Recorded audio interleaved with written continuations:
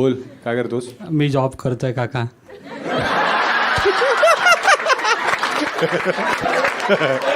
Character सुटलं माझ्याकडून. थांबा, कधी काका बोलले नाही ना, एवढा मोठा माणूस काका म्हणणं मला. हा, स्वतःबद्दल सांग काहीतरी. माझं नाव भरत आहे.